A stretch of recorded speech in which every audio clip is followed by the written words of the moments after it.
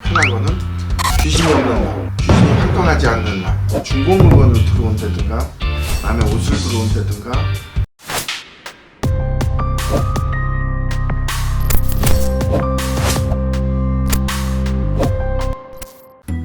안녕하세요, 관성재군입니다. 선생님, 이제 새해고 봄에 이사 계획을 세우는 분들이 많은데요. 그 이사 계획 세울 때 많은 사람들이 손 없는 날을 알아보는데, 여기서 손 없는 날은 정확히 무엇이죠? 근데 손 없는 날은 우리가 일반적으로 이사를 간다든가 뭐 개업을 한다든가 결혼식 태기를 잡는다든가 할 때 많이들 쓰는데요. 그냥 간단하게 알아듣기 편한 거는 귀신이 없는 날, 귀신이 활동하지 않는 날. 제가 좀 정리를 굳이 하자면요, 귀신이 활동을 동서사방으로 활동을 하다가 그 손 없는 날은 그 동서사방 어디를 가도 귀신이 없는 날. 그러니까 1일, 2일은 동쪽으로, 3일, 4일은 남쪽으로, 5일, 6일은 서쪽, 7일, 8일은 북쪽.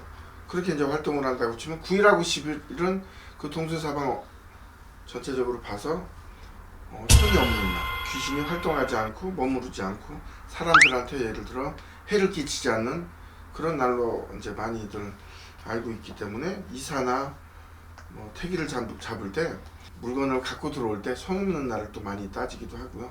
그 기준으로 봤을 때 손 없는 날은 되게 중요한 건데 일반적으로 사람들이 그걸 중요하다고 생각을 안 하는 분들이 많으세요.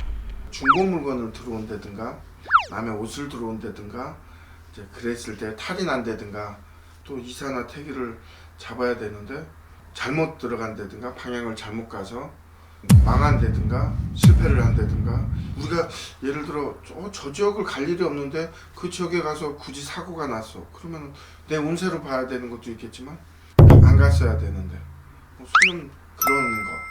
제일 손 없는 날의 기준으로 보는 거는 이제 물건을 갖고 들어오거나 이사를 할 경우, 그리고 산소를 건든다든가 우리가 이장을 해야 될 때 손 없는 날을 제일, 여행이나 다른 거에서 오는 나쁜 거보다 산소, 이장, 그리고 물건에 따라 들어오는 악귀, 작귀가 이제 활동을 한다든가 뭐가 둘러붙어서 온다든가 그런 찝찝함이 아무래도 많기 때문에 큰일을 하는 경우에, 특히 그런 경우에는 손 없는 날을 상당히 안 보고 할 수는 없습니다. 갑자기 궁금한 게 생각났는데, 돌아가신 분들의 물건 같은 경우는 다 태우거나 없애는 게 낫겠네요.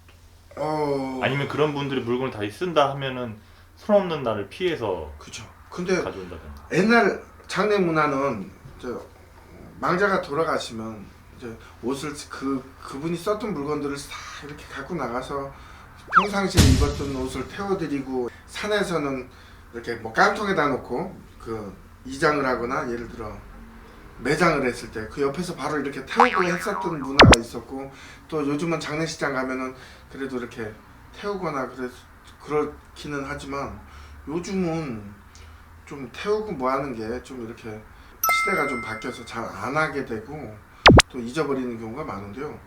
그런 물건을 예를 들어 누가 우리 집에 들어왔다 그럼 상당히 찝찝할 거예요.